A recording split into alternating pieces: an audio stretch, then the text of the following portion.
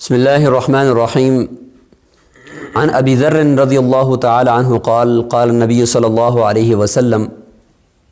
لا عقل كالتدبیر ولا ورع كالکف ولا حسب كحسن الخلق او كما قال النبی صلی اللہ علیہ وسلم رواہ ابن ماجہ۔ ابن ماجہ کی روایت ہے، آپ صلی اللہ علیہ وسلم نے ارشاد فرمایا، حدیث مبارک کے اندر 3 چیزیں ہیں۔ نمبر 1، لا عقل كالتدبیر، یعنی امور کے اندر تدبر کرنا، تدبیر کرنا، اس سے بڑھ کر کوئی عقل نہیں ہے، کوئی سمجھداری نہیں ہے کہ کوئی انسان کوئی کام کرنے جا رہا ہے یا کوئی بہت بڑا پروجیکٹ اس نے شروع کرنا ہے تو اس سے پہلے وہ اپنی ٹیم مینجمنٹ نہیں کرے گا اور جماعت سازی نہیں کرے گا، رکن سازی نہیں کرے گا، لوگوں کو اپنے ساتھ جوڑے گا نہیں، مشاورت نہیں کرے گا، امور کے بارے میں تدبر نہیں کرے گا، تو وہ عقل مند نہیں ہے۔ عقل مند وہ ہے کہ جو کیا کرے، تدبر کرے اور تدبیر کرے، امور کے بارے میں سوچ و بچار کر کے پھر کام کو شروع کرے۔ اس میں اخروی امور بھی آ جاتے ہیں کہ الکیس من دان نفسہ وعمل لما بعد الموت، کہ عقل مند شخص وہ ہے، وہاں پہ اس کو الکیس کہا گیا کہ جو کیا کرے،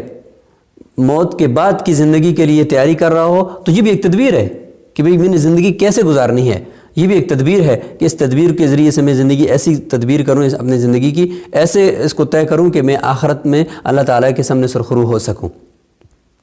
تو یہ بھی اخروی امور کے اندر تدبیر ہے اور اس کو عقل مند کہا گیا ہے۔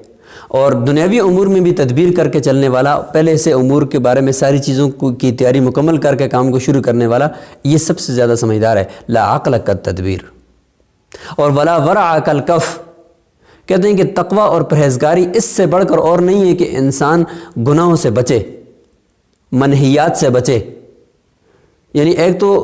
یہ ہے کہ کسی کام کے کرنے کا حکم ہے شریعت میں، اور ایک ہے کسی کام سے بچنے کا حکم ہے۔ تو جس کام سے شریعت نے بچنے کا حکم دیا ہے، اس کام سے بچ جانا یہ سب سے بڑا تقوی ہے۔ جس کام کے کرنے کا حکم دیا اس کو کر جانا، یہ اتنا بڑا تقوی نہیں ہے کہ کسی کام سے بچنا جتنا تقوی ہے۔ تقوی کا مفہوم یہ ہے کہ بچ کر زندگی گزارنا، منہیات سے بچ کر زندگی گزارنا۔ اور تیسرا کیا ہے، ولا حسب كحسن الخلق، اچھے اخلاق سے بڑھ کر کوئی حسب نسب نہیں ہے، کوئی خاندانی جو رشتہ داری ہوتی ہے، نسلی ایک عزت ہوتی ہے، اس سے بڑھ کر کوئی بھی نہیں ہے کہ کوئی انسان اچھے اخلاق والا ہو۔ یعنی ایک انسان بہت ہی اونچے حسب نسب کا مالک ہے، بہت ہی بڑے خاندان سے تعلق رکھتا ہے، لیکن اس کے باوجود وہ ہر ایک کے ساتھ بد اخلاقی سے پیش آتا ہے اور ہر ایک کے ساتھ غصہ ہوتا ہے، تو یہ اس کا بڑا حسب نسب والا ہونا اس کو کوئی فائدہ نہیں دے گا، کیونکہ بد اخلاق ہے۔ اور ایک انسان ہے انتہائی گھٹیا خاندان سے تعلق رکھتا ہے، ہلکا چھوٹا خاندان ہے، اس کا حسب نسب اتنا کوئی بڑا نہیں ہے، غریب آدمی ہے اور نسب بھی چھوٹا ہے، لیکن باوجود اس کے وہ جس کے ساتھ ملتا ہے تو خوش اخلاقی کے ساتھ ملتا ہے اور